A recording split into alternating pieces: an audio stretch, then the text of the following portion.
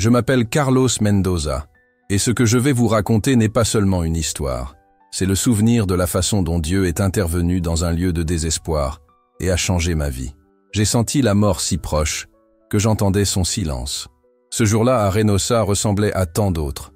La poussière dans l'air, les rues animées et une chaleur pesante sur mes os. Mais quelque chose en moi savait que rien ne serait plus jamais comme avant. C'était en mai 2022. J'ai quitté la maison tôt, l'esprit affolé par l'examen de mathématiques à terminer. Ma mère, Maria, toujours si déterminée, m'avait donné le petit déjeuner. Ma petite sœur, Laura, se plaignait de la perte de son cahier d'école, des petites choses du quotidien qui me semblent désormais sacrées. Lorsqu'elle m'a serré dans ses bras, j'ai ressenti la force de ce geste, sans jamais imaginer que ce serait mon dernier câlin avant longtemps. « Reviens vite », m'a-t-elle dit. Je lui ai promis. J'ai suivi mon itinéraire habituel, 3 pâtés de maison à l'est, jusqu'à Don Pepes, puis le long de Constitution. Je connaissais chaque pierre, chaque trou. Peut-être parce que je connaissais trop bien les lieux. Je n'ai pas remarqué les regards qui me suivaient, ni la camionnette sombre garée à un demi-pâté de maison. La violence est si courante ici que parfois le danger se déguise en routine. Il n'aurait pas dû en être ainsi. En une seconde, tout a changé. Des mains fermes, un tissu sur la tête, le souffle court. Je me débattais, mordant, me débattant, ressentant des coups haletants. Ils m'ont traîné jusqu'à la voiture comme si j'étais un objet jetable. Tandis qu'ils me poussaient dans l'obscurité, j'ai entendu cet avertissement sec. Si tu parles sans permission, tu meurs. Ils avaient entendu cette peur toute leur vie. Menace contre ma famille. Promesse de souffrance si je n'obéissais pas. C'était brutal et précis, le genre de peur qui vous façonne de l'intérieur. Prisonnière de ce silence et de l'odeur du voyage forcé, je commençais à me souvenir de choses simples. Le rire de ma sœur, les mains calleuses de ma mère en train de coudre, les cours à l'école technique que je voulais tant terminer. C'était étrange. La peur s'accompagnait d'une clarté intérieure, le sentiment que je n'étais pas complètement seul. Au milieu du désespoir, mes souvenirs se transformèrent en prière. Non pas une belle prière, mais une requête sincère. Seigneur, si tu existes, j'ai besoin de toi maintenant. Il n'y a pas eu de miracle comme le dépeignent les films, des lumières aveuglantes, des portes qui s'ouvrent. Mais j'ai ressenti quelque chose de réel. La paix au milieu de la peur. La présence de Dieu n'a pas effacé la douleur immédiate, mais elle m'a donné la force de la supporter. Dans cette période d'obscurité, j'ai commencé à entendre des conversations rares, des pas qui approchaient et des ordres murmurés. J'ai appris à calculer le silence, à avaler les réponses, à feindre l'apathie pour gagner du temps. Chaque petit soupir était une prière déguisée. Des heures plus tard, j'ai eu l'impression que cela faisait des jours, une fenêtre d'opportunité s'est ouverte. Ce n'était pas un plan machiavélique, c'était un mouvement qui semblait venir de l'extérieur. Il y a eu une distraction, un moment où la nervosité des ravisseurs les a trahis. Je l'ai saisi, j'ai couru sans réfléchir. J'ai couru comme quelqu'un qui rentre chez lui pour la première fois depuis longtemps. Ce ne fut pas une évasion sans cicatrice. Je suis arrivé le corps meurtri et l'âme blessée, mais respirant encore. Le retour à la maison ne fut pas la fin du problème. La peur continuait de me hanter. Appels anonymes, regards dans la rue, nuit blanche. Mais quelque chose en moi avait changé. Cette prière dans la voiture avait laissé une trace indélébile. Un fil conducteur de foi qui a commencé à orienter ma vie ailleurs. J'ai cherché l'église du quartier. Une communauté modeste mais pleine de gens qui priaient avec la voix de leur cœur. C'est là que j'ai trouvé l'accueil. Des gens qui ne me demandaient pas « Pourquoi es-tu revenu ?» mais qui me tendaient à manger, m'écoutaient et me priaient sans cesse. Au fil du temps, j'ai transformé la douleur en but. J'ai repris mes études, obtenu du soutien pour terminer ma formation et commencé à œuvrer à de petites améliorations au sein de la communauté. Réparation, tutorat pour les jeunes et groupes de discussion sur la prévention et les choix. Je ne suis pas devenu un héros, juste un homme qui a choisi de ne pas laisser la peur définir sa vie. J'ai appris à pardonner, à ne pas oublier ce qui s'était passé, mais à me libérer du fardeau qui m'empêchait de vivre. La foi qui a grandi en moi n'est pas une croyance théorique, elle est concrète. C'est la main qui m'a relevé quand je ne pouvais plus me tenir debout. C'est la mère qui a essuyé mes larmes, la sœur qui m'a serré dans ses bras sans poser de questions, et l'église qui m'a tenu la main quand je tremblais. Aujourd'hui, quand on me croise dans la rue, on ne voit pas toujours les cicatrices, mais elles sont là, me rappelant la valeur de chaque jour. Si vous me demandez ce que j'ai appris, je vous répondrai. La vie est fragile, certes, mais aussi étonnamment résiliente lorsqu'on place sa confiance en quelque chose de plus grand que soi. À Tamaulipas, beaucoup grandissent avec la peur comme compagnon. Je ne veux pas que mon histoire soit un simple numéro.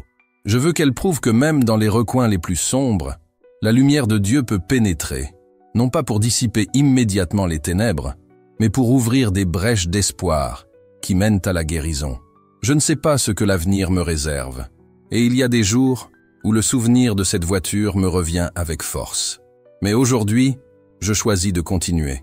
Je choisis de vivre avec un but, de regarder ma mère et Laura dans les yeux et d'être reconnaissant. Et si vous écoutez ceci et que vous portez une peur qui semble invincible, je vous dis, cherchez-la, demandez de l'aide, trouvez une communauté, laissez-vous aller à croire que la transformation est possible. Dieu m'a rejoint dans une voiture verrouillée, au cœur du désespoir. Il peut vous atteindre où que vous soyez. Je m'appelle Carlos Mendoza. Je ne suis pas parfait, j'ai peur, je fais des erreurs, je tombe. Mais je persévère parce que j'ai été touché par quelque chose de plus grand, et je veux que ma vie soit porteuse d'espoir, même là où on s'y attend le moins. Chaque matin, nous nous levions pour aller à l'école.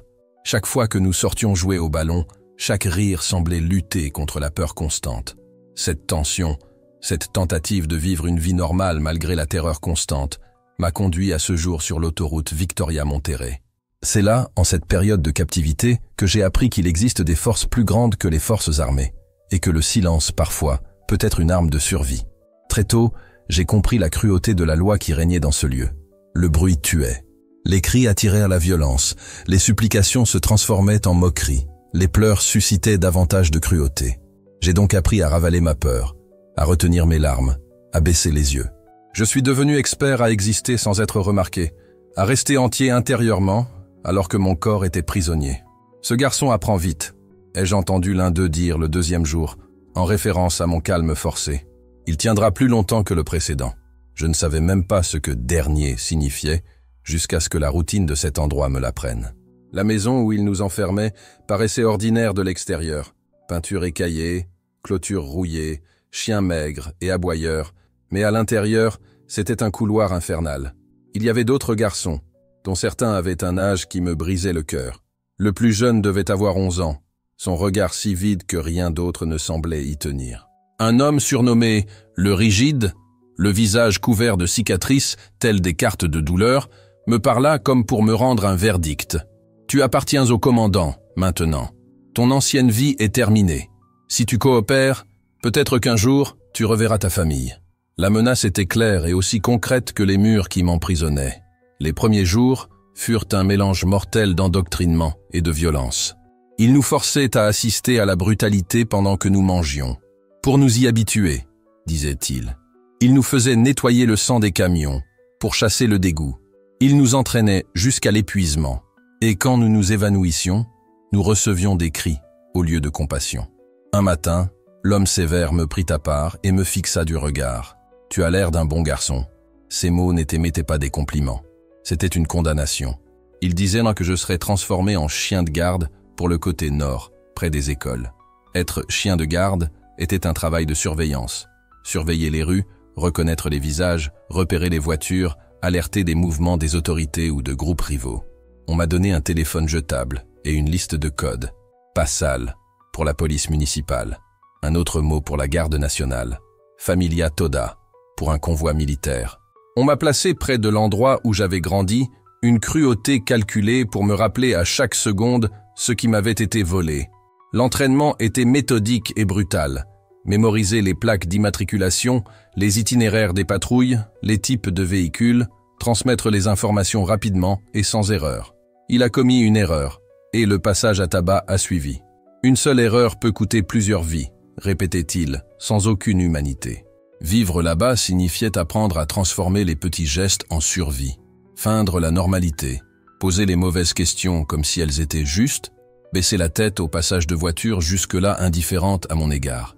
Et tandis que mon corps obéissait à ces ordres ignobles, quelque chose en moi résistait. Au milieu des épreuves, les souvenirs de ma famille, la mère qui cousait jusque tard le soir, la sœur qui riait aux mêmes mauvaises blagues, ont surgi comme une flamme. Ces souvenirs sont devenus des prières. Ce n'était pas une prière fleurie, c'était une supplication crue. Seigneur, si tu existes, prends-moi dans tes bras. Je ne promets pas de miracle cinématographique. Il n'y avait pas une seule scène où les portes s'ouvraient brusquement. Mais au cœur de cette peur, je ressentais une paix qui ne venait pas de moi. C'était une présence qui apaisait mon désespoir et me donnait un fil d'espoir auquel me raccrocher. Et c'est cet espoir qui, quelques jours plus tard, m'a fait saisir une distraction. Un moment où l'arrogance et la précipitation de mes ravisseurs les trahissaient et m'est venu en courant. La fuite fut horrible, marquée par les cicatrices et sans garantie. Je suis rentré chez moi meurtri, l'esprit meurtri, mais respirant. Ce retour n'a pas apaisé la peur. Appels anonymes, regards inquisiteurs, nuit blanche. Mais quelque chose avait changé. Cette prière dans la voiture, cette paix au milieu du désespoir, m'ont ouvert la voie à la guérison. J'ai cherché l'église du quartier, un endroit simple, avec des gens qui priaient sincèrement. Et j'y ai trouvé une main tendue, de la nourriture, une oreille attentive et du réconfort. La reconstruction a été lente. Je suis retourné à l'école technique. Je me suis impliqué dans de petits projets pour le quartier et j'ai donné des cours particuliers à des jeunes qui, comme moi, grandissaient entre l'amour de ma famille et l'ombre du danger. Je ne suis pas devenu un héros. Juste un homme qui a refusé de laisser la peur dicter le reste de sa vie.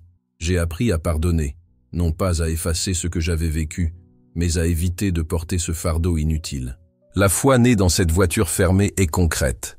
C'est soutenir quelqu'un qui tombe, offrir un goûter, prier avec quelqu'un qui pleure. Les cicatrices demeurent, certaines visibles, d'autres enfouies dans les souvenirs. J'ai encore peur. Je la ronge de temps en temps. Mais je choisis de vivre avec un but. Regarder ma mère et Laura dans les yeux, être reconnaissante pour chaque jour et œuvrer pour que d'autres enfants n'aient pas à apprendre les règles cruelles que j'ai apprises seul. Si, à m'écouter, vous portez une peur qui semble invincible, je vous dis, cherchez de l'aide, trouvez une communauté, autorisez-vous à demander.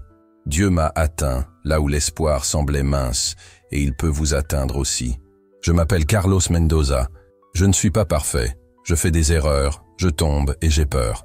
Mais je continue, car j'ai été touché par quelque chose de plus grand. Et je veux que mon histoire me rappelle que même dans les recoins les plus sombres, il y a de la lumière. La menace flottait constamment dans l'air.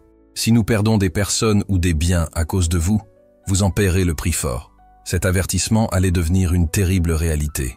Un jour, on m'emmena dans un sous-sol, où je vis un jeune homme attaché à une chaise, couvert de sang. Il ne devait pas avoir plus de 20 ans, mais son erreur, avoir pris une voiture de patrouille pour une voiture ordinaire, lui avait coûté une importante cargaison. L'homme, d'une froideur implacable, expliqua « Maintenant, vous allez apprendre ce qui arrive quand vous nous décevez. » Ce qui suivit fut une chose que mon esprit tenta d'ignorer. Une chose qu'aucun être humain ne devrait jamais voir. Le jeune homme, suppliant et pleurant, perdit sa dignité avant de perdre la vie. Ces gémissements incohérents résonnèrent dans mon esprit pendant des semaines. Je restais paralysé, incapable de détourner le regard, incapable d'autre chose que d'être le témoin muet d'un acte de brutalité. « Nous l'avons choisi pour son air studieux et innocent », dit un autre garçon, celui qui était là depuis le plus longtemps. Personne ne soupçonne un garçon en uniforme et avec un sac à dos. On est invisible jusqu'à ce qu'on ne le soit plus. Et cette invisibilité, cette illusion d'anonymat, m'a permis de survivre, du moins pendant un temps. Pendant des semaines, j'ai passé jusqu'à 8 heures par jour debout au coin des rues, faisant semblant d'attendre le bus ou de faire mes devoirs. Je voyais mes anciens camarades passer devant moi, même mes professeurs, comme M. Herrera, qui m'interrogeait sur mon absence sans me reconnaître. Ils étaient si proches que je pouvais entendre leurs conversations, mais quelque chose nous séparait. Un gouffre invisible, et si j'essayais de le franchir, tout le monde en paierait le prix. Le moment le plus dur fut la première fois que j'ai vu M. Herrera après mon enlèvement. Il est passé à 3 mètres de moi, me regardant droit dans les yeux, sans me reconnaître. Comment aurait-il pu? En quelques semaines seulement, j'avais perdu plus de 9 kilos. Ma peau, autrefois saine, était maintenant pâle et meurtrie. Mes yeux, disait-il, étaient comme ceux d'un animal acculé, perdu, vide. Ta mère et ta petite sœur sont toujours dans la même maison, me rappela l'homme sévère. Chaque matin, nous avons des photos d'elles qui vont et viennent. Nous ne les avons pas vues depuis 2 jours. Ce serait dommage de devoir leur rendre visite pour nous assurer qu'elles vont bien, n'est-ce pas? La menace était constante. Pour renforcer leur peur, ils me montraient parfois des photos. Ma mère ramassant du linge sur l'étendoir, Laura attendant le bus scolaire et même ma grand-mère quittant l'église le dimanche. Le message était clair. Ils pouvaient arriver à tout moment et le moindre faux pas de ma part pouvait les mettre en danger. Un soir, après une journée particulièrement longue, j'ai trouvé l'homme raide qui m'attendait. Il avait un sourire étrange, comme s'il venait de jouer et voulait me montrer le prix. « Tiens, un cadeau », a-t-il dit en me lançant un petit sac en plastique. À l'intérieur se trouvait une mèche de cheveux. J'ai immédiatement reconnu les rubans bleus entrelacés. Laura portait toujours ses cheveux comme ça, juste pour te rappeler qu'on ne plaisante pas, a-t-il dit en observant ma réaction. Cette fois, c'était juste une petite coupure pendant que tu dormais. Cette nuit-là, je me suis endormi en pleurant, me mordant le poing pour ne pas faire de bruit. Ce n'est pas la peur des coups qui m'a brisé, mais la cruelle prise de conscience d'être prisonnier d'un système qui m'utiliserait jusqu'à me détruire. Chaque acte de résistance était non seulement vain, mais mettait aussi en danger ceux que j'aimais le plus. D'étudiant rêvant de devenir ingénieur, je suis passé à sentinelle de la terreur. D'enfant plein d'avenir, je suis devenu prisonnier d'un système qui détruisait ma propre communauté. En moins d'un mois, ma vie, telle que je la connaissais, m'avait été arrachée. Il n'y avait plus de rêve d'avenir. Seulement la dure réalité d'être un pion dans un jeu auquel je n'avais jamais voulu participer. J'étais pris au piège, mais en même temps, je ressentais une liberté illusoire, celle de marcher dans les rues, de voir des gens, mais de ne plus jamais en faire partie. Mon esprit brisé par la peur et la douleur ne servait plus qu'à protéger ceux que j'aimais. Du moins, c'est ce que je croyais. En vérité, à ce moment-là, j'avais déjà tant perdu que je ne savais presque plus ce qu'il me restait. Et ce qui restait, c'était une lutte silencieuse pour trouver une issue qui, malgré tous mes efforts, me semblait de plus en plus lointaine. Durant mes premiers mois de captivité, quelque chose en moi a profondément changé. Lorsque j'ai enfin rencontré le commandant en personne, il m'a dit avec surprise « Après 2 mois, ton rôle a changé.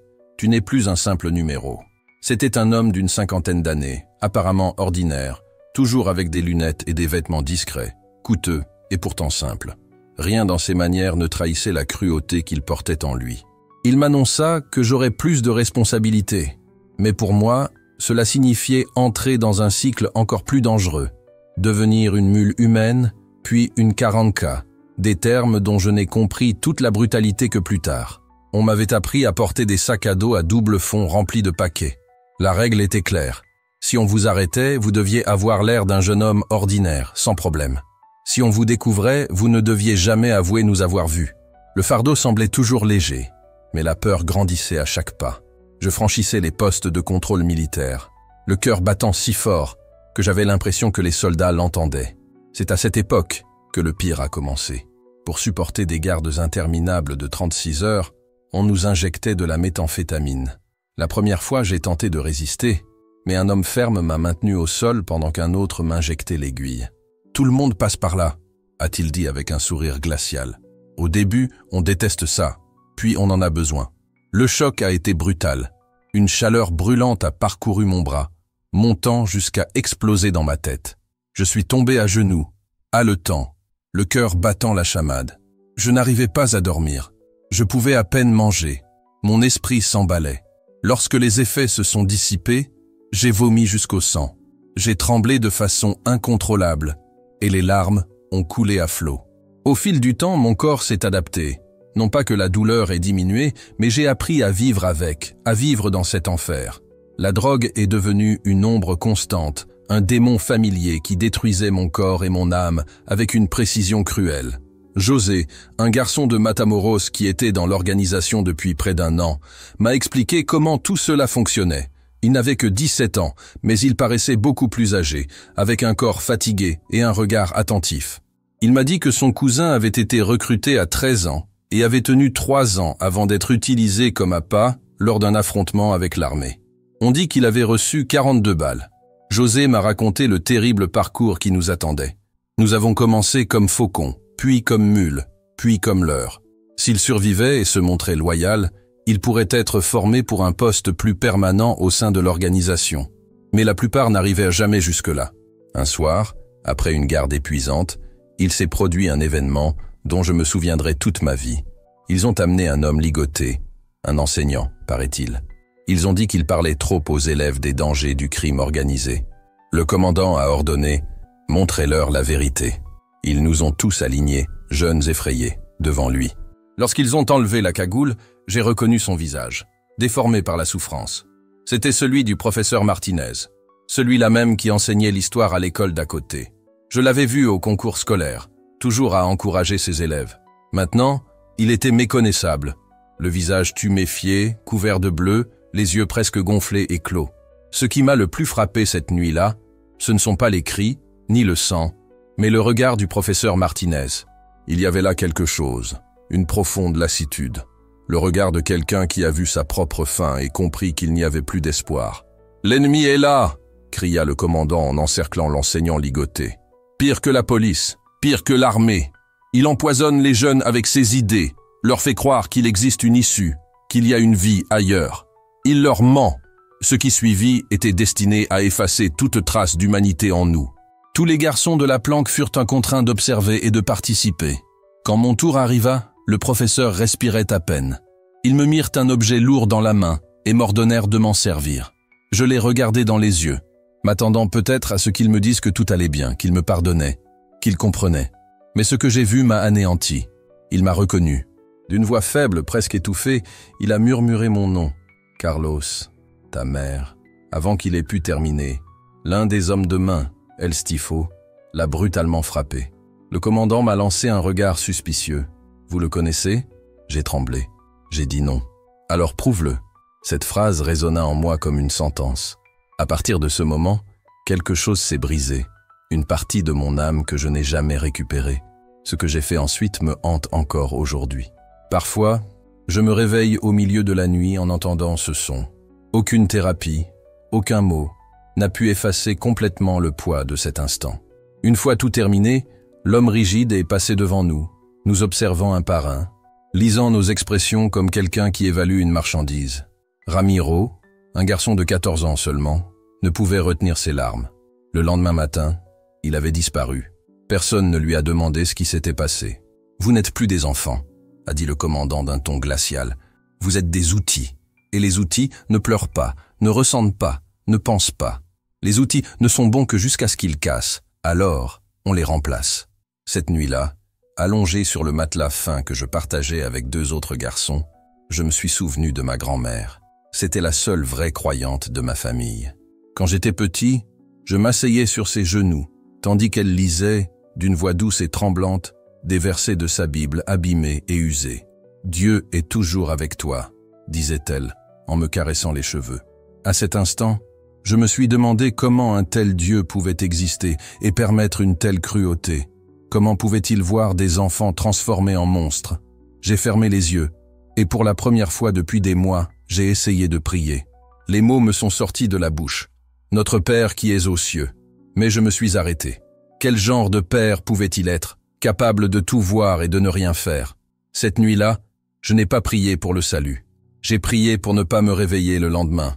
Mais Dieu, pour une raison que j'ignorais encore, n'a pas répondu. 6 mois après mon enlèvement, j'ai eu ce qu'on appelait une promotion. L'homme sévère m'a conduit dans une arrière-salle. « Félicitations », m'a-t-il dit avec ce sourire qui ne l'atteignait jamais. « Tu as survécu plus longtemps que la plupart. Maintenant, tu vas intégrer les forces spéciales. » La pièce ressemblait à un mausolée d'innocence perdue. Des uniformes scolaires étaient accrochés en rangée, de différentes écoles, tailles et couleurs. Certains étaient encore tachés de sang. « Choisissez votre taille », ordonna l'homme en feuilletant un dossier rempli de photos. Chaque uniforme racontait l'histoire de quelqu'un qui n'était jamais rentré chez lui. Le lendemain matin, le commandant m'a donné le nouvel ordre. « Demain, tu commences comme appât premium. » L'expression sonnait presque élégante, mais son sens était terrifiant. J'ai découvert que le rôle d'un appât était simple et cruel. Les jeunes comme moi étaient utilisés pour tromper, distraire, attirer des cibles ou dérouter les autorités. Nous étions le piège vivant, l'appât humain qui attirait la proie. Quand quelqu'un voit un étudiant demander de l'aide sur la route, il arrête quand même la voiture, a-t-il expliqué. Le loup, l'un des plus anciens opérateurs. C'est l'instinct. Et nous avons appris à utiliser l'instinct des gens contre eux. Contrairement aux autres, Le loupil ne semblait pas prendre plaisir à souffrir. Un soir, alors qu'il m'expliquait le plan d'une opération, je l'ai remarqué en train de fixer une photo froissée. « Est-ce votre fils ?» demandai-je, effrayé par sa réaction. Il mit un moment à répondre. « Il l'était », dit-il finalement. « Il avait ton âge. Il est mort lors d'une opération semblable à celle que tu vas subir demain. » L'espace d'un instant, son regard s'adoucit. « Laisse-moi te donner un conseil, » continua-t-il. « Quand tu es dehors, ne pense pas à ce que tu fais. Ne pense pas à qui va mourir. Pense à quelque chose de bien, un match de foot, l'odeur de ta maison, une fille que tu aimais, une glace au chocolat. Reste concentré là-dedans jusqu'à la fin. Ma première mission s'est déroulée à un faux poste de contrôle. Ils m'ont habillé en uniforme scolaire et m'ont mis dans une camionnette garée au bord de l'autoroute entre Reynosa et Monterrey, les gyrophares allumés comme ceux d'un véhicule d'urgence. Mon rôle était simple, avoir l'air blessé, effrayé, et signaler quand quelqu'un s'arrêtait pour m'aider. Alors, tout allait mal. Pendant 3 heures, je suis resté là, tremblant. L'effet de la drogue se dissipait et la peur prenait le dessus. Chaque voiture qui passait sans s'arrêter était un mélange de soulagement et de désespoir, jusqu'à ce qu'un vieux pick-up ralentisse et se range. À l'intérieur se trouvait une famille, un père, une mère et 3 jeunes enfants. L'homme est sorti de la voiture et s'est approché de moi, le regard plein d'inquiétude. « Ça va, fiston? Tu veux qu'on t'emmène à l'hôpital ?» Sa gentillesse m'a frappé comme un coup de poing au ventre.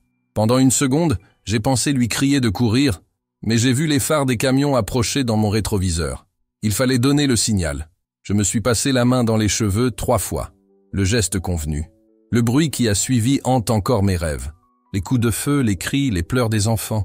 On m'a dit de regarder droit devant moi, et j'ai obéi. Mais l'âme voit ce que les yeux essaient d'oublier. Cette nuit-là, j'ai vomi jusqu'à perdre connaissance. Ce n'était plus seulement un manque de drogue, c'était mon âme qui essayait de se débarrasser de la culpabilité, de l'horreur de ce que j'avais laissé arriver. José était à mes côtés quand je me suis réveillé et m'a offert un linge humide pour m'essuyer le visage. « Tu t'y habitueras », a-t-il dit d'une voix rauque. « Soit tu t'y habitues, soit tu finiras dans un fossé. » Mais je ne voulais pas m'y habituer.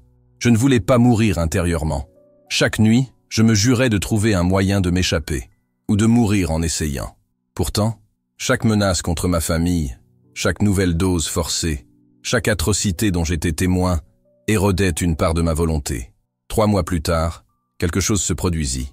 Quelque chose qui n'éteignit pas l'enfer, mais alluma en moi la première étincelle de foi, même si je ne savais pas encore comment la reconnaître.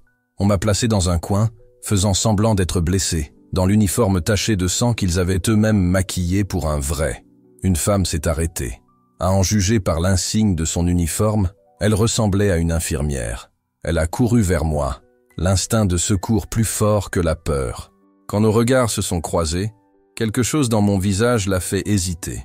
Elle a reculé presque sans s'en rendre compte. Trop tard. Cette nuit-là, tandis que les autres célébrèrent l'opération, je n'arrivais pas à accepter ce qui s'était passé. Je me suis faufilé jusqu'à l'endroit où ils gardèrent les prisonniers, et je l'ai trouvée dans une petite pièce, ligotée, consciente mais épuisée. Dès qu'elle m'a vu, une lueur de reconnaissance a brillé dans ses yeux. « Tu es la gamine de la rue ?» Sa voix était rauque mais ferme. Il n'y avait aucune accusation. Il y avait de la pitié. « Ils t'ont arrêté aussi, n'est-ce pas ?» Je ne pouvais pas parler. Je ne pouvais qu'acquiescer. Les larmes que je croyais sèches coulèrent à nouveau sans demander la permission. « Ce n'est pas ta faute, » dit-elle. Et ce fut comme si quelqu'un avait forcé une porte hermétiquement fermée en moi. Je lui apportai de l'eau, la seule aide que je pouvais lui offrir sans attirer l'attention.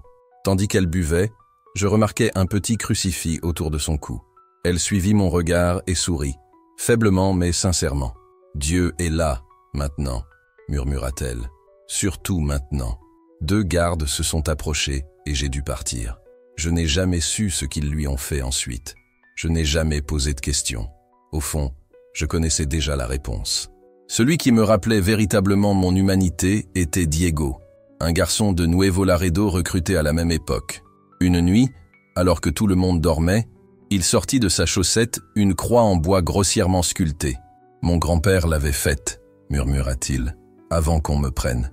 Il m'assura que tant qu'il l'aurait, Dieu pourrait me trouver, même ici. » Diego gardait des choses simples qui semblaient inutiles, mais qui étaient tout. Il partageait le peu qu'il avait. réconfortait ceux qui arrivaient effrayés et, le soir, murmurait les prières d'enfance apprises à la maison. « Nous ne sommes pas ce qu'ils nous obligent à être », m'a-t-il dit. « Nous sommes ce que nous choisissons d'être quand personne ne nous regarde. » Il m'a montré la croix dans la faible lumière qui filtrait à travers la fenêtre grillagée. Un morceau de bois semblait parfois plus précieux que l'or. « N'abandonne pas, Carlos », a-t-il dit avec une force qui a percé mon engourdissement. « Ne les laisse pas te changer. Un jour nous sortirons d'ici. » 2 jours plus tard, Diego disparaissait. L'homme raide disait avoir été transféré. Nous comprenions une fois de plus ce que cela signifiait vraiment. Cette même nuit, pour la première fois depuis des mois, j'ai prié comme ma grand-mère me l'avait appris, sans savoir si quelqu'un m'écoutait. J'ai prié avec un mélange de peur et de supplication, demandant seulement la force de continuer à vivre. Le 17 mars 2023, près de 10 mois après l'enlèvement, on m'a convoqué pour une ultime mission, sans me douter à l'époque que ce serait ma dernière. Le plan était plus élaboré que les précédents. Tendre une embuscade au convoi d'un groupe rival qui transportait une importante cargaison sur l'autoroute Victoria-Monterrey. « Cette fois, tu n'y vas pas seul », dit El Lobo en me tendant un uniforme d'école technique propre. La phrase semblait protectrice, mais ce n'était qu'une stratégie. Nous serions 4 leurs, répartis le long de la route. Les autres garçons étaient presque des inconnus pour moi. Ernesto, 17 ans, Miguel, 15 ans, et Tonio, 13 ans seulement. Nous avions tous le même air abattu, l'expression de quelqu'un qui avait perdu plus que son enfance. Il avait perdu espoir. Tonio était le plus jeune. Arrivé quelques semaines plus tôt, il se réveillait encore en pleurant sa mère. Il était si jeune que ça faisait mal de le regarder. Mais la rumeur courait qu'il était le fils d'un officier qui avait trahi le groupe, une vengeance déguisée en recrutement. Miguel avait été pêcheur. La mère lui avait donné de la force, des bras endurcis par le travail, mais elle lui avait aussi apporté un désespoir qui le faisait se cogner la tête contre les murs en quête d'une sensation autre que la peur. Ernesto était le vétéran. Presque 2 ans là-bas. Plus d'opérations comme appât que quiconque. Une large cicatrice lui barrait le visage, de l'oreille au menton. Souvenir d'une opération ratée. Il parlait peu. Lorsqu'il le faisait, sa voix était sèche, comme si elle venait de loin. Ils nous ont donné des instructions avec une précision militaire. Chacun occuperait un point différent, réparti sur environ 2 km de route. Je serais au dernier poste, là où l'embuscade principale se déroulerait. Ils nous ont mis des écouteurs pour entendre les ordres et, une fois de plus, nous ont injecté une dose de cristal plus importante que d'habitude. « Nous vous demandons d'être extrêmement vigilants », a dit l'homme d'un ton rigide, tandis que l'aiguille s'enfonçait dans mon bras, déjà marqué de vieilles cicatrices. Cette opération tolère les erreurs. L'embuscade était planifiée depuis des semaines. Selon les renseignements, un convoi rival transporterait une précieuse cargaison sur ce tronçon isolé de l'autoroute Victoria-Monterrey. Notre rôle était simple sur le papier et monstrueux en pratique. Créer des diversions, diviser les forces, ouvrir la voie à l'attaque principale. Tandis que la drogue envahissait mon corps, je retrouvais cette ancienne clarté artificielle. Chaque son devenait étrangement clair, chaque odeur plus forte. Mon propre cœur semblait battre à un rythme douloureux. Pendant le briefing, j'ai remarqué quelque chose de différent. Une tension entre les dirigeants. El Lobo et l'homme rigide chuchotaient dans un coin. Des mots saccadés me parvenaient. Information non vérifiée. Pourrait être un piège. Des fragments qui flottaient, comme des nuages lourds. Dans une organisation habituée à fonctionner avec certitude, ce bruit était un signal d'alarme. Mais le cristal étouffa mes inquiétudes, transformant la peur en une sorte d'acceptation résignée. Il était déjà trop tard pour reculer. Au crépuscule, on nous a conduits chacun à notre place. La route semblait absorber la lumière du jour. Les buissons secs et la terre projetaient de longues ombres. On m'a installé dans un pick-up blanc, phares allumés, garé sur une petite butte. De là, je pouvais voir, comme de vagues points lumineux, la position des autres garçons. Ils semblaient des vigiles éclairés dans un champ de ténèbres. Et au milieu de ce silence forcé, je ressentais le poids de tout ce qui allait arriver. Quand le train s'arrête, rappelez-vous, Miguel et vous restez en position. Vous êtes la dernière ligne, la distraction ultime en cas de problème. La voix semblait froide et impersonnelle dans le casque, mais je ressentais le poids de chaque mot. Les heures suivantes s'écoulèrent, avec une lenteur infernale. Le cristal me brûlait les veines, gardant mes sens en éveil. Chaque bruissement de vent, chaque bruit lointain me semblait un signe de danger. Dans le casque, j'entendais la respiration nerveuse des autres garçons, courte irrégulière, comme la mienne. À 23h15, la voix de Leloup rompit le silence. Cible en approche du premier point. Tonio, sois prêt. De là où j'étais, je voyais les phares des véhicules arriver lentement, plus lentement que d'habitude. Ils semblaient prudents, ce qui était étrange. Personne n'aurait dû être au courant de l'embuscade. « Il y a quelque chose qui ne va pas », murmura-t-il. Le Loupil s'éloigne trop. « Maintenez vos positions. » Puis, vers minuit, l'enfer s'est déchaîné. D'abord une brève rafale de coups de feu, puis des cris, des ordres confus, des parasites. « Changement de plan !» s'éleva la voix de Leloup, exclama-t-il, tendu, presque en criant. « Ce n'est pas le train. Je répète, ce n'est pas le train. Préparez-vous à la défensive. » Ce qui s'est passé ensuite était un pur chaos. Nous avons été trompés. De l'autre côté, il n'y avait pas de rivaux sans méfiance, mais plutôt un groupe armé qui connaissait déjà nos moindres recoins. À travers le casque, j'entendis la première attaque frapper la position de Tonio, puis le silence. Ernesto tenta alors de riposter, mais sa voix fut couverte par le bruit des mitrailleuses. « Ils nous ont trahis !» cria quelqu'un. « C'est un piège. » C'est à ce moment-là que tout est devenu clair. Nous étions des jetables, les froncements de sourcils. Alors que nous pensions participer à quelque chose d'important, les véritables forces du groupe s'étaient déjà enfuies, nous laissant comme une distraction. On nous a laissés mourir. Je n'avais plus d'armes, plus de force, plus d'espoir. Alors j'ai fait le seul geste dont je me souvenais encore. Je me suis agenouillé sur le siège du camion et j'ai commencé à prier. Ce n'étaient pas de belles paroles, c'était des sanglots. Dieu, si tu es encore là, si tu m'entends encore, aide-moi. Cette prière est sortie sale, confuse, pleine de culpabilité. Je ne le mérite pas, je sais, mais s'il vous plaît, aidez-moi. S'il y a encore une chance, sortez-moi d'ici, d'une manière ou d'une autre. C'est à ce moment-là que les phares des camions m'ont frappé de plein fouet, m'aveuglant. J'ai compté 5 véhicules. Ils se sont rapidement mis en formation, les hommes sautant hors de la voiture et pointant leurs armes sur moi. La première rafale a brisé le pare-brise et le bruit métallique a résonné dans ma poitrine. Je me suis jeté à terre, me protégeant la tête des bras, un geste futile mais instinctif. Les balles ont déchiré le camion comme du papier. Et puis, quelque chose d'étrange s'est produit. Au milieu du bruit, de la fumée et de la panique, une paix profonde m'enveloppa.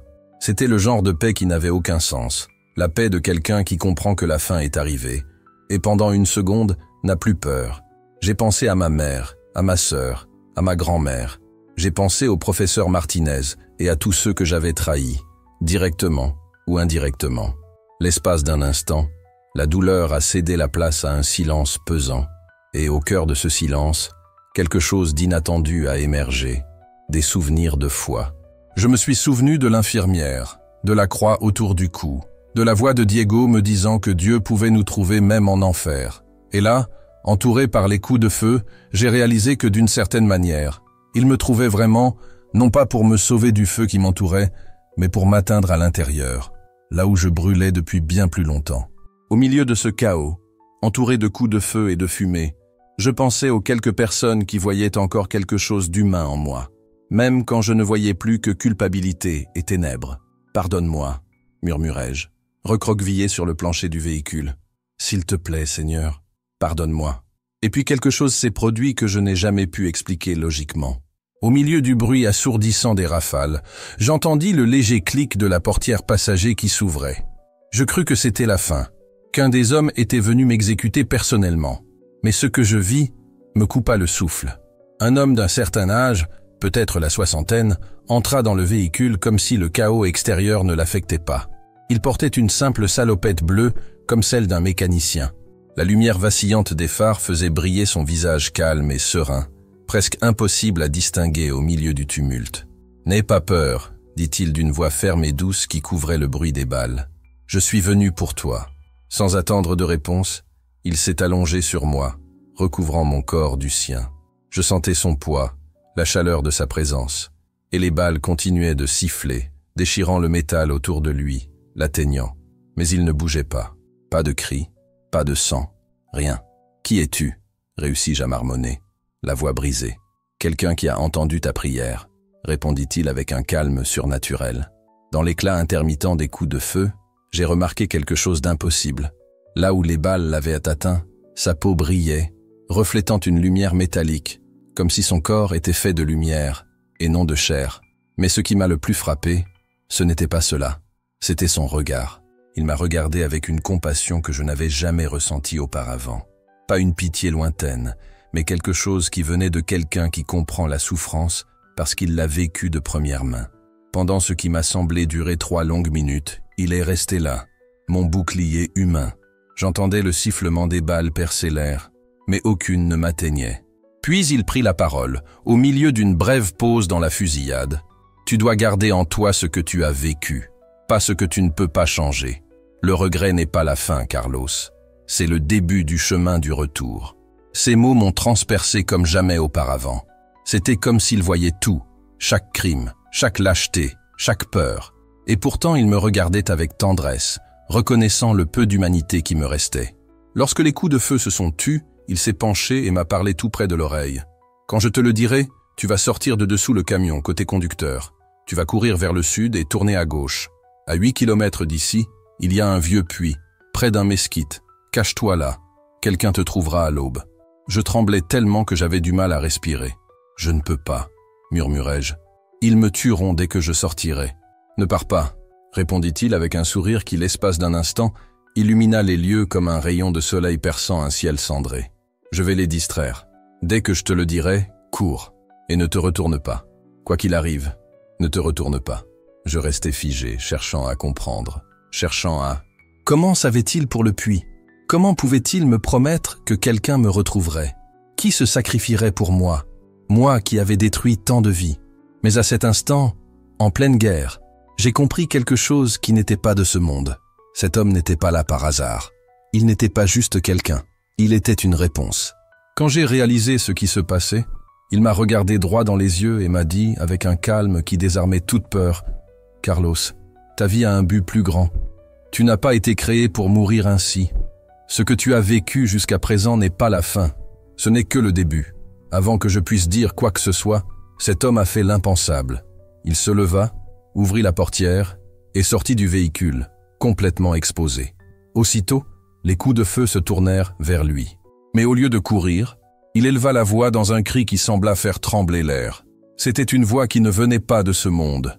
Saisi par une impulsion qui surpassait toute peur, je me suis glissé sous le camion et me suis mis à courir, comme il me l'avait dit. Derrière moi, les coups de feu s'intensifiaient. Chaque fibre de mon être me suppliait de regarder en arrière, de voir ce qui se passait. Mais le souvenir de sa voix « Ne regarde pas en arrière » m'a serré fort. Je courais à travers des buissons épineux qui déchiraient ma peau et le tissu de mon uniforme. Je traversais de petits ruisseaux asséchés, trébuchant sur des rochers, essoufflés.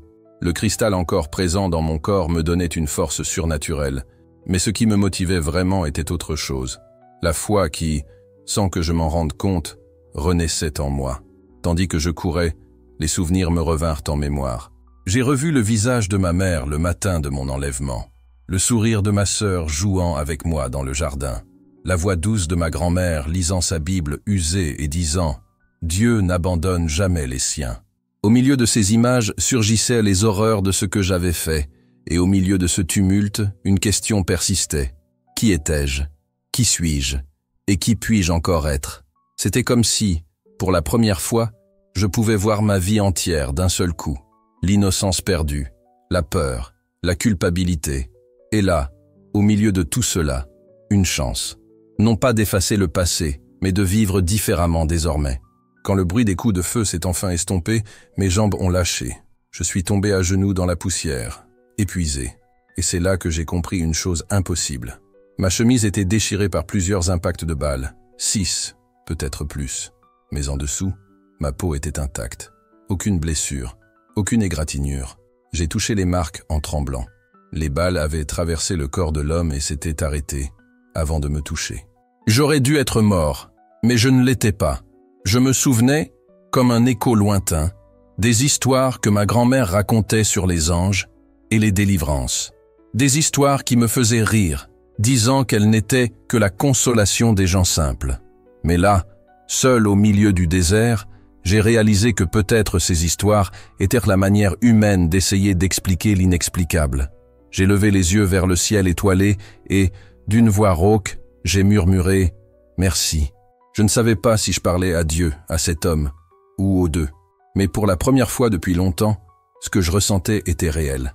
Je me suis levé et j'ai continué à marcher, guidé seulement par les étoiles et la promesse d'un puits d'eau que je n'avais jamais vu, mais dont je croyais maintenant l'existence. Chaque pas était un mélange de douleur et d'espoir, et pour la première fois depuis des mois, la peur n'était plus mon moteur. C'était la foi. Les effets du verre s'estompaient, et avec eux, la douleur, une douleur si profonde qu'elle semblait venir de l'âme. Chaque muscle brûlait, chaque pas était une lutte, mais je ne pouvais m'arrêter. J'avançais, en titubant dans l'obscurité, jusqu'à ce que, après ce qui me sembla une éternité, j'aperçoive au loin un arbre solitaire, penché sur le ciel étoilé. À côté, une ancienne structure de pierre, un puits, exactement comme l'homme l'avait décrit. Mes jambes ont fini par lâcher. Je me suis effondré contre l'arbre et me suis blotti près du puits, tremblant de froid et de peur. Mon corps a commencé à réagir à l'absence de médicaments. Convulsions, nausées, un désespoir qui me déchirait l'âme. J'ai vomi jusqu'à ce qu'il ne reste plus rien. J'ai pleuré comme un enfant perdu et j'ai vu des visages dans l'ombre, peut-être des souvenirs, peut-être des hallucinations. Au milieu de cette agonie, une question me tenaillait. Qui était cet homme? Comment savait-il pour le puits? Comment pouvait-il résister aux balles sans tomber? Alors que le premier rayon de soleil perçait l'horizon, j'entendis le bruit lointain d'un moteur. Mon instinct me souffla de me cacher. Je retins mon souffle, m'attendant au pire. Puis, une voix rauque mais calme rompit le silence. « Il y a quelqu'un? N'aie pas peur, mon garçon. Je suis là pour t'aider. » Un homme apparut, d'apparence ordinaire, peut-être la cinquantaine. Peau brûlée par le soleil, vêtements de camionneur. « Je m'appelle Ernesto », dit-il en gardant une distance respectueuse. « Je transporte du bétail entre Victoria et Monterrey. Je ne m'arrête jamais ici. Mais aujourd'hui, j'ai senti que je devais le faire. Quelque chose en moi me disait que quelqu'un avait besoin d'aide. Je suis sorti de ma cachette, tremblante. Quand il m'a vu, il a porté la main à sa bouche, sous le choc. « Mon Dieu, mon garçon, qu'est-ce qu'ils t'ont fait ?» Je n'ai pas pu répondre. J'ai juste pleuré. Un cri venu du plus profond de moi-même, de l'endroit où j'avais gardé toute ma peur, ma culpabilité et ma douleur. Il n'a pas insisté. Il m'a juste enveloppé dans une couverture, m'a aidé à monter dans le camion et m'a donné de l'eau. Pendant le trajet, les symptômes de manque sont revenus en force. Je tremblais, je transpirais et je hurlais. Ernesto gardait les mains fermement sur le volant et de temps en temps, il disait avec un calme qui me calmait « Tiens bon, gamin, tu comprendras pourquoi tu as survécu. » À un moment donné, il a regardé ma chemise déchirée et a murmuré, presque pour lui-même « Ces marques, ces balles auraient dû te transpercer. Quelqu'un te surveille, gamin. » Nous sommes arrivés à Monterrey alors que le soleil était déjà haut. Ernesto m'a conduit à une petite église simple, avec un panneau indiquant Centre communautaire d'Esperanza. Là, Ruben m'attendait, un homme à la voix douce et au regard ferme. « Tu es en sécurité ici, » dit-il. « Personne ne te trouvera. » Les jours suivants, mon corps m'a livré une véritable guerre. Les symptômes de manque se sont manifestés comme des vagues de feu, et pendant plusieurs d'entre eux, j'ai eu envie de mourir. Mais Ruben et sa femme, Laetitia, qui était infirmière, ne m'ont jamais abandonné. Ils dormaient peu, priaient beaucoup. Ils me nourrissaient patiemment, même lorsque je refusais tout. « Pourquoi m'aides-tu » ai-je demandé un jour, entre deux gémissements. Laetitia sourit, avec une tendresse que je n'avais pas vue depuis longtemps. « Parce que Dieu n'abandonne jamais personne », répondit-il. « Et tant qu'il n'abandonnera pas, nous non plus. » Une semaine plus tard, alors que je pouvais soutenir son regard sans honte ni peur, Ruben m'a présenté à Gabriel, un ancien agent fédéral qui consacrait désormais sa vie à sauver les jeunes des griffes du crime organisé. Cette rencontre allait changer le cours de mon histoire à jamais. Gabriel a écouté mon histoire attentivement et a ensuite parlé calmement mais fermement. « Votre situation est délicate, votre famille est en danger et vous êtes témoin de crimes que beaucoup ne toléreraient pas. Mais nous pouvons vous aider. Grâce à votre aide, nous avons pu sauver ma mère et ma sœur de Reynosa grâce à un système de protection clandestin. L'opération était planifiée dans les moindres détails. Elles ont été discrètement interceptées à la sortie du supermarché, rapidement emmenées dans un véhicule blindé, puis transférées à Monterrey. De là, elles ont poursuivi leur route vers un état lointain, où personne ne les connaissait. Là, ils ont reçu de nouvelles identités, un soutien psychologique et une véritable chance de prendre un nouveau départ. Les retrouvailles ont été un choc. Ma mère semblait avoir vieilli de 10 ans pendant mon absence. Laura, ma sœur, avait développé un mutisme sélectif, un silence plus éloquent que les mots. Lorsqu'ils m'ont vu, la peur sur leur visage m'a profondément frappé. Ils redoutaient l'étrange personne que j'étais devenue. « Ils m'ont kidnappé, maman », ai-je réussi à dire en pleurant. « Ils m'ont forcé à faire des choses horribles. » Petit à petit, nous avons reconstruit nos liens. Ma mère, avec une force tranquille, a accepté notre nouvelle réalité et a fait de son mieux pour garder espoir. Laura, peu à peu, a recommencé à me parler. Les blessures physiques ont mis des mois à guérir, mais ce sont les cicatrices invisibles qui me consumaient intérieurement. Pendant de longues nuits, la peur et la culpabilité m'ont hanté dans d'interminables cauchemars. Une de ces nuits, je me suis confié à Ruben. J'ai du sang sur les mains. Comment vais-je vivre avec ça? Il m'a regardé avec une patience que seules des années de lutte peuvent donner et a répondu « La culpabilité n'est que le début du voyage. La rédemption viendra plus tard, mais elle ne peut s'arrêter là. Tu as été kidnappé, emprisonné par des monstres qui t'ont utilisé comme un instrument. Maintenant, tu as le choix de devenir qui tu veux être. » Le véritable tournant a eu lieu lorsque j'ai commencé à travailler avec d'autres jeunes ayant vécu des expériences similaires. Gabriel a créé un programme où d'anciennes victimes, une fois stabilisées, pouvaient devenir des mentors pour ceux qui commençaient leur chemin vers la guérison. Transformer ma douleur en aide aux autres a été ce qui m'a le plus fortifié. Avec calme et beaucoup de difficultés, j'ai commencé à reconstruire ma vie. J'ai repris l'école, d'abord à domicile avec des tuteurs, puis dans des programmes spécialisés pour jeunes vulnérables. J'ai suivi une thérapie, rejoint des groupes de soutien et trouvé progressivement une paix fragile mais réelle dans la foi que ma grand-mère s'efforçait toujours de m'inculquer. Ce chemin n'a pas été sans embûches. Il y a eu des revers, du désespoir et des doutes. Mais dans mes moments les plus sombres, je me suis souvenu de cet homme en combinaison bleue. Son sacrifice inexplicable m'a donné la force de continuer. Aujourd'hui, 2 ans après mon sauvetage, je vis dans une autre ville, sous un nouveau nom. J'ai décidé de raconter mon histoire non pas par vengeance ou par gloire, mais parce que des milliers d'enfants vivent encore prisonniers du même cauchemar que moi. Selon les organisations de défense des droits humains, plus de 4500 mineurs sont utilisés comme appât chaque année au Mexique, les États de Tamaulipas, Nuevo León, Guerrero et Michoacán étant les plus touchés. Pire encore, 60% de ces victimes n'apparaissent jamais dans les statistiques officielles. Elles disparaissent sans laisser de traces, deviennent de simples numéros dans les dossiers ou finissent dans des fosses communes, anonymes et sans justice. C'est un secret de Polichinelle que le Mexique s'obstine à ignorer. Les enfants et les adolescents ne sont pas des victimes collatérales du trafic de drogue. Ils sont des outils utilisés délibérément à des fins stratégiques. Un homme armé suscite la peur. Un jeune homme en uniforme scolaire, non. Il inspire confiance. Et c'est précisément pour cela que nous sommes choisis. Ce n'est pas un accident, m'a expliqué Gabriel. C'est une stratégie délibérée. Les mineurs sont plus faciles à manipuler. Ils passent inaperçus là où des adultes armés éveilleraient les soupçons. Et s'ils sont appréhendés, les conséquences juridiques sont bien moins graves. C'est cruel, mais c'est froidement calculé. Le plus effrayant, c'est le silence. Les familles restent silencieuses par peur. La police ignore ou minimise souvent la situation. Et les médias, lorsqu'ils ne sont pas intimidés, ils se laissent berner. Les histoires deviennent des notes de bas de page dans les journaux, noyées parmi les statistiques que personne ne lit. Pendant longtemps, je me suis demandé « Pourquoi moi ? Pourquoi ai-je survécu alors que tant d'autres ont disparu ? Pourquoi m'a-t-on donné une seconde chance ?» La réponse ne m'est pas venue soudainement, ni comme une révélation divine. Elle s'est formée lentement, comme une braise qui ne s'éteint pas même sous les cendres. Ce qui s'est passé cette nuit-là, l'homme qui est apparu de nulle part, qui a enduré les tirs, qui m'a recouverte de son propre corps et m'a donné des instructions que personne d'autre ne pouvait connaître, ce n'était pas ordinaire.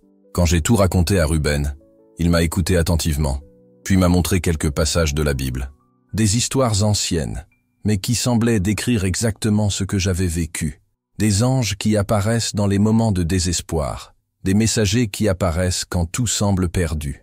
Tu as dit qu'il ne saignait pas, commenta Ruben, et que sa peau brillait au clair de lune, que ses yeux avaient quelque chose de différent. Ce n'est pas étrange. c'est sacré. Je ne suis pas ici pour convaincre qui que ce soit de miracle. Je peux seulement vous raconter ce que j'ai vu. Et au cœur de la nuit, au moment où j'en avais le plus besoin, quelqu'un ou quelque chose est apparu et a tout changé. Aujourd'hui, je vis sous un autre nom, dans une autre ville, mais je collabore discrètement à des projets de sauvetage et de rétablissement pour les jeunes qui ont vécu la même chose que moi. Grâce à mon témoignage, nous avons pu retrouver et libérer 11 adolescents jusqu'à présent. Je discute avec des parents, des enseignants et des responsables communautaires.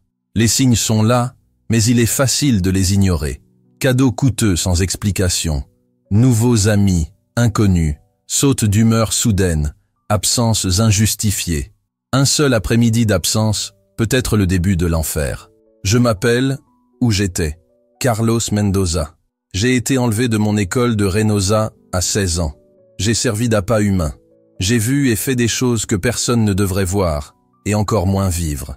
Et je ne raconte pas cette histoire par vengeance, ni pour attirer l'attention. Je la raconte parce qu'au fond de ce gouffre qu'est le trafic de drogue, il y a encore des enfants qui attendent d'être retrouvés. Les jours où le poids du souvenir menace de m'écraser, je ferme les yeux et repense à cette nuit. Je me souviens de l'homme en combinaison bleue, ce qu'il m'a dit avant de disparaître. Vivez pour raconter ce que vous avez vu. C'est ce que je fais. Je parle au nom de ceux qui sont encore dans l'ignorance. Un jour, le Mexique se penchera sur ses blessures. Un jour, aucun enfant ne sera traité comme un élément jetable d'une guerre qu'il n'a jamais choisie. Jusque-là, je garderai cette lumière allumée, car toute l'obscurité du monde ne peut éteindre la lumière d'une seule bougie. Et cette bougie, maintenant, c'est moi.